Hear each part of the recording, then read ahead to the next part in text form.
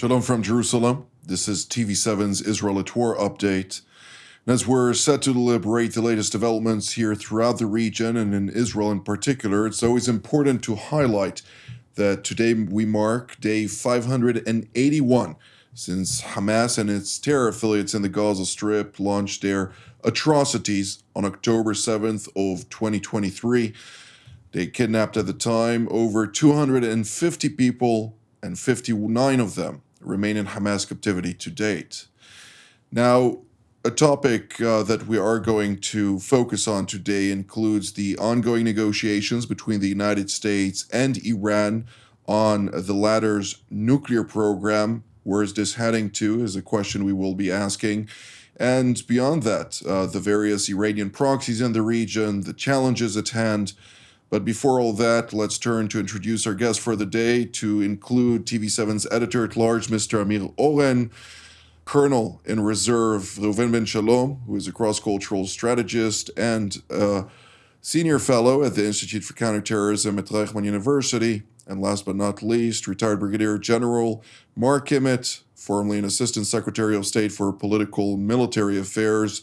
And I'd like to start with you, General Kimmett, when we're talking specifically about the looming talks.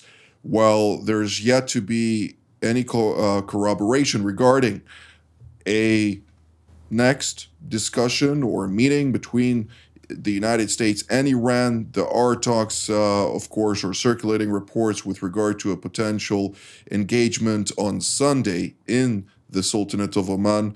But on the one hand, we hear the Trump administration coming out and saying the talks are progressing great, but on the other hand, there remain far-reaching gaps between the sides about what we are to expect about the dismantlement, so to speak, of an Iranian nuclear program.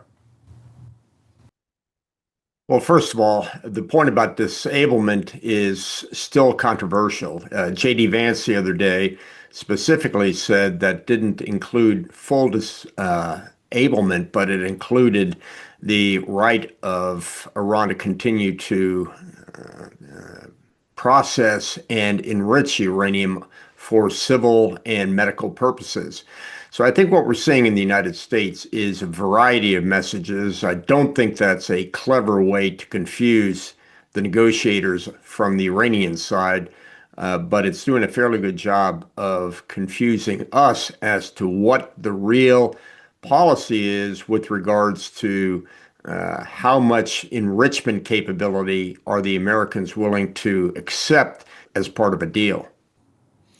Right. Well, initially, we heard U.S. Special Envoy Steve Witkoff, who is leading the negotiating team with the Iranians, saying the 3.67%. Subsequently, we heard different officials within the administration saying no, it's going to be completely dismantled, including President Trump himself. And just this week, President Trump said that there is no decision yet with regard to whether or not they're going to accept it. So everything is on the table and nobody really knows where this is heading on this part. But nonetheless, the Iranians are adamant that from their perspective, they demand enrichment no matter what. Colonel Ben Shalom, is that something that we can accept at this point in time? I think there's a difference between what we say we can accept and what we actually can accept. And the reason is that in Israel, we tend to view these kinds of negotiations as something where we can never allow them to have anything close to a resemblance of a nuclear capability whatsoever. A typical Israeli that you'd ask in the street now about a civilian capability of Iran, Israelis would be shocked from this. Yet we understand that this is a negotiation, and there are many aspects to this. And just like in the previous round of talks that led to the JCPOA, back then we were very disappointed, but ultimately the goal was to prevent nuclear weapons or nuclear capability in the near future. Here too, probably at the end, they'll have to meet somehow halfway. So I think it's very important from an Israeli perspective, yes, to talk the hard talk and say, like our prime minister said, that everything has to be dismantled, blown up, I think he even said, peacefully or under supervision, and if not, we'll have to do it, but ultimately understand that it will be some kind of framework that they will reach. As usual with this administration, also the previous Trump administration, things will be worked out, rhetoric will confuse, ultimately one day someone's going to stand in front of a microphone and tell us what happened. Indeed. Well, both President Trump and Vice President J.D. Vance have noted that either they bombed the place the easy way or the bad way, or the good way or the bad way. That was basically the wording that they utilized. But again, we remain very skeptical, and we need to remain very skeptical about the ins and outs of this process, since much of it is being done behind closed doors, and not much is being unveiled, except for the leaks coming out from the Iranian side in this context. But nonetheless, Mr. Oren, Senators Tom Cotton and Lindsey Graham have come out and announced a new resolution. What can you tell us about that? Yes, so they are now outflanking their own party leader, President Trump, from the right. Both Lindsey, who talked with Vance and Trump a few days ago, and Cotton are saying that they are certain that if the deal reached between Iran and the United States does not satisfy their demands and probably the Israeli demands, there will be no assured majority of 67 senators of both parties, which are needed for the ratification of a treaty. And if there is no such majority, the Iranians may not agree to a deal because they want to have the idea of a permanent agreement, which can only be satisfied by legislation passed in Congress, and not the way the next president, President Trump, abrogated what the earlier president, President Obama, did in the JCPOA. So this is one important aspect, but not necessarily crucial. And as both Mark and Reuven noted, the opening positions in negotiation should be taken with a grain of salt. And when I say salt, look at it in capital letters: strategic arms limitation talks. When the Americans and the Soviets negotiated in the 1970s, obviously the end result of the talks was not what the two sides started with.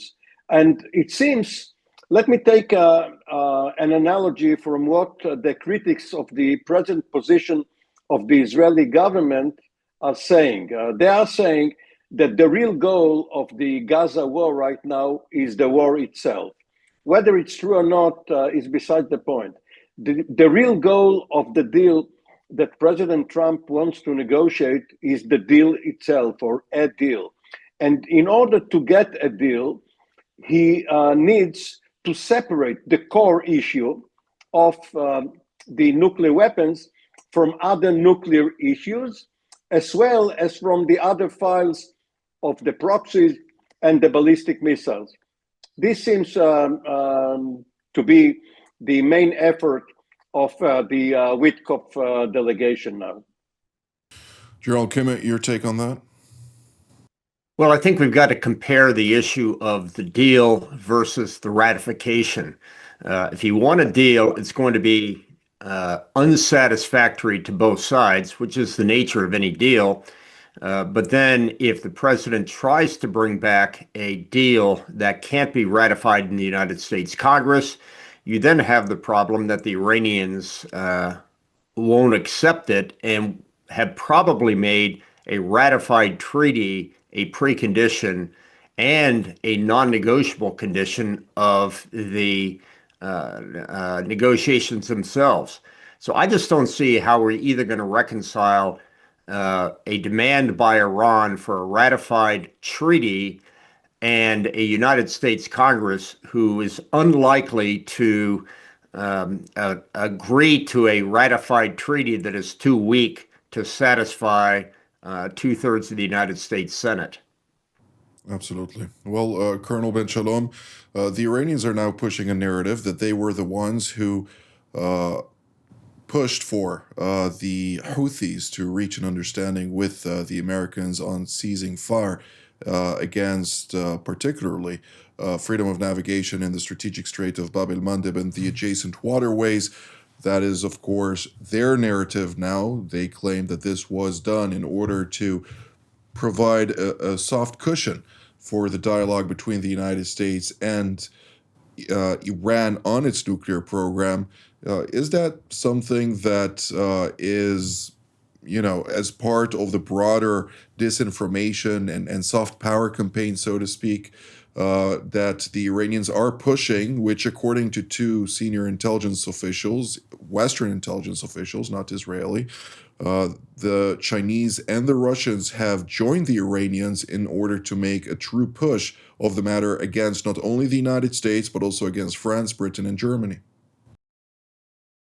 I think it's interesting that you can see in many of the conflicts in the Middle East that you can have an entity that claims that they have no control over something, or something, I don't know, is grassroots. It's just an uprising. It's not us. We didn't direct it. Yet when the time comes and a framework or a deal is settled, and everybody says tomorrow at 6 o'clock there's a ceasefire, there is a ceasefire. And then you say, well, perhaps you control it more than you claim that you control. With Iran and the Houthis, it's more complex because we call them a proxy, and they are in a way, but Iran doesn't directly control the Houthis. Some have been claiming recently that the Houthis would never fire without Iranian approval, and I disagree. I think they could easily fire and have their own agenda, and sometimes even show that they want to contradict the Iranians. Here it makes sense that Iran, certainly that does have sway and influence together with China. Just this week, we were discussing in a very interesting international forum the ramifications for China, and that China cares about this, even though they're not very vocal. But behind the scenes, under the radar, holding hands with other partners and say, hey, Houthis, relax, calm down.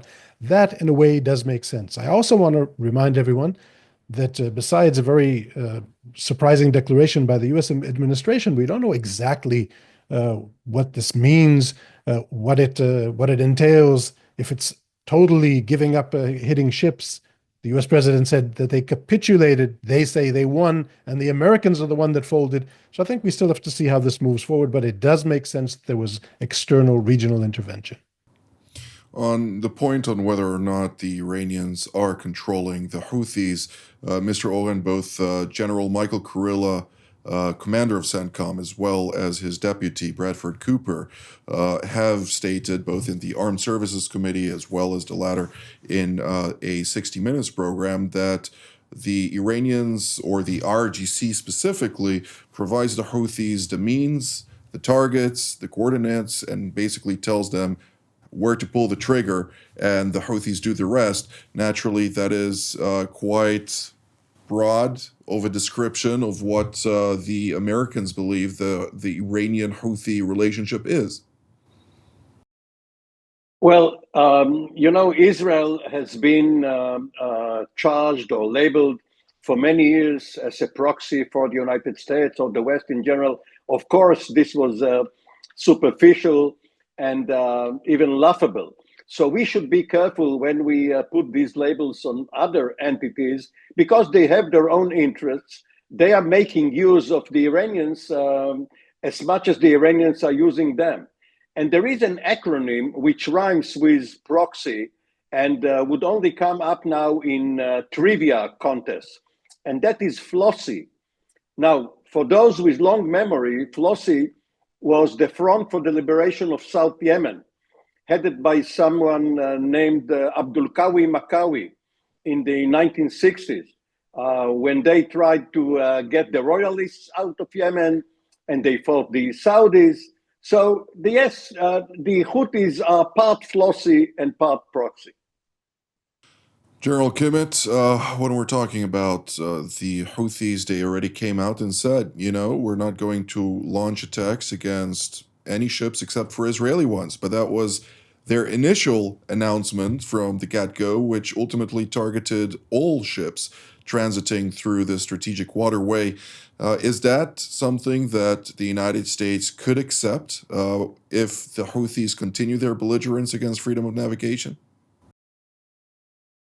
Well, if you're saying belligerence against freedom of navigation defined as attacking Israeli ships, I think at this point the United States might focus first on its national interests and try in the background to continue to make that an all-encompassing ceasefire on the part of the Houthis. Look, I'm fascinated on this question about whether Iran turned them off or they just turned themselves off, they being the Houthis. I suspect that somewhere in the negotiation, this was done as a side deal for some concession that the United States gave the Iranians. But at the same time, the Iranians don't want to say we've opened the entire proxy file. But at the end of the day, the most important thing is to see if the Houthis have a ceasefire, remain in a ceasefire status, and extend that ceasefire to include all ships going through the straits, to include Israeli ships. Colonel Ben Shalom, shifting gears to Israel's northern front in Lebanon, we're seeing that the United States is ratcheting up its plans to pressure the government in Lebanon in assistance, of course, of both the United States, France, and others to dismantle Hezbollah from its weaponry, something Hezbollah said it would never do. What are we to expect? I think that the Lebanese arena is extremely positive, and I'm even optimistic because all the players here, and when I say players, I even mean the Lebanese people, have an opportunity now once Hezbollah was brought to their knees. And in a way, this strategy of the Iranians has been severed. And we're more and more discovering the blow that Hezbollah got. So there's an opportunity now for everyone to go in the direction that the Lebanese people want anyway. So the mechanism that is now monitoring the understandings between Israel and Lebanon is working very good. There are hundreds of documents going back and forth, complaints. By the way, complaints go both ways. But when I say complaints, we file violations of what Hezbollah is doing. But surprisingly, the Lebanese armed forces are acting and reporting, and things are going on. Lebanese armed forces are, in a way, with us and the French and the Americans and others, all collaborating in this avenue that we're trying to go to, that's stability for Lebanon. It should be freeing them from the clutches of Iran and Hezbollah. So this external help is positive. We will also see in the future, I think, things that for Israeli eyes is sometimes difficult to see, and that is military support, military means and equipment going in to Lebanese armed forces, and we'll see them across the fence. I'm waiting to see that because that will be hopefully a friendly neighbor. So I think we're still in a positive trend now. Carefully saying this. Mr. Olin, what is the counter narrative? Surprisingly, there is no real counter narrative. The new Lebanese president, former Army Commander General Joseph Aoun, is doing a very good job. Only he wants everyone, including Israel, to understand that he must do it gradually. He cannot undertake an all-out campaign against Hezbollah. This will lead to a renewed civil war, but he is getting there. And of course, one of the most important factors here is that Hezbollah no longer enjoys Syrian and Iranian support because of the events which took place last fall and last winter. So Hezbollah is in a very weak spot. It does not dare challenge Aoun. And as Reuven Ben Shalom said, prospects are brightening up. General Kimmett, 15,000 well-equipped, trained, and determined militants of Hezbollah are at the ready to follow the directives of both the Secretary General of this terrorist organization, Naim Qassem, and the Islamic Revolutionary Guards at that. Is that something you see them doing, a certain dismantlement of this very potent proxy of the Iranians on their own volition with the assistance of the various parties that were just mentioned? Well, I think everyone's surprised by how successful neutering Hezbollah has been up to this point. Whether they give up their weapons or not, I would argue that the most important thing that has to happen is that the central government extends its control over that country within a country called South Lebanon.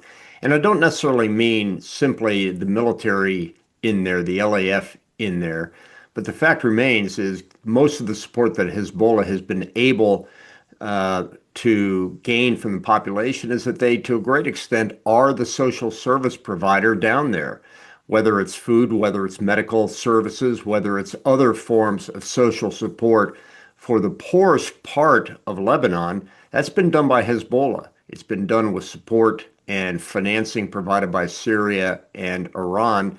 But now is the opportunity for that support to be coming from the central government, which means that this is not simply a military issue with the LAF, with foreign support, conducting some sort of disarmament program, but there's also got to be the social services provided so that not only we take the weapons away from Hezbollah, but we take the popular support away from Hezbollah as well.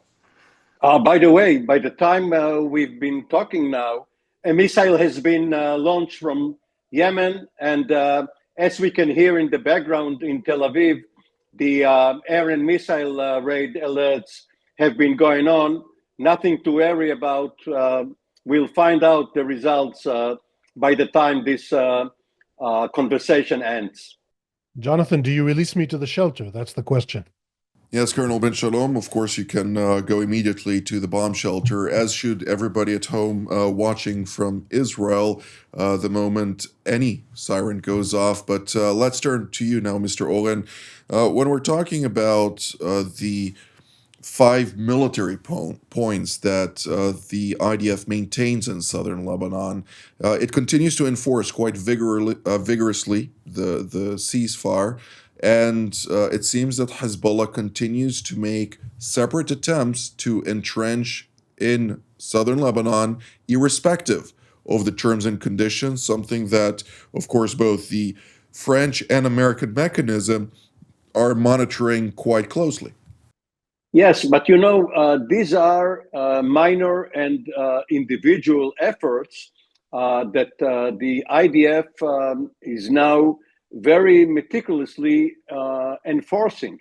When you hear about an IDF, usually IAF, the Air Force strike against some operative or some weapons cache which was found, or an apartment being used for an operational planning meeting, usually up to the war, this would not have triggered an Israeli response. The policy was containment. But now, having learned the lesson of October the 7th, or the next day, October the 8th, when Hezbollah started shooting, Israel doesn't want to entertain even the most minor infraction. So if you add it up, you see several actions by the IDF, but they are really remarkable because there are so few provocations on Hezbollah's part. Absolutely. Well, we're drawing near to the end of today's panel, and I'd like to give both of you a minute and a half to touch on a topic of your choosing. And at that, General Kimmett, we'll start with you. Well, for us, I think the most interesting situation is in fact happening in Syria right now. We're now seeing a basketball-playing Shara who is also visiting France wearing an Hermès tie in the meetings. I think that we have found a master of acting out as a leader, but I think all of us are still concerned about what in fact is in his heart, what's in his head, and most importantly, if he was to be disposed of by some of his HTS associates for appearing too Western, what would be the result and who would emerge as the leader? I don't think we've seen the end of this chapter. I don't think we've seen the end of this book. And my personal view, it's not going to turn out the way we want it to. Absolutely. Well, I will point on that specifically, that Al-Julani, as we mentioned in yesterday's TV7 Israel news edition, traveled to France in breach of sanctions both by the United States, by the United Nations Security Council, and the European Union, which binds all of that. And apparently French President Emmanuel Macron did not care one bit. So it seems like there are too many al-Qaeda apologists these days in the West who seem to be far too lenient when we're talking about those type of individuals, and it should raise the alarms for European leaders and citizens. But I think that apologist is too light a word. I would call them al-Qaeda delusionists. I was being probably a little too diplomatic on that. Mr. Owen, your 30 seconds. Well, this has been a micro drama during our conversation. It is now over. The Israeli Air Force announced that the missile launched from Yemen, by the Houthis, has been intercepted. We don't know of any damage or casualties, probably none, but we have to see the so-called BDA, but this is MDA, missile damage assessment. This only goes to show you that the Houthis believe that they have a bilateral agreement with the United States, which does not commit them to stopping their war against Israel. So probably they will be also get part of their own punishment in kind. With that, I'd like to thank Mr. Oren and General Kimmett, and of course, Colonel Ben Shalom in absentia. And I'd like to thank all of you at home as well, and also thank all of the service members who are working day and night to protect the state of Israel, as well as our partners and allies in our region. From here in Jerusalem, wishing you a Shabbat Shalom.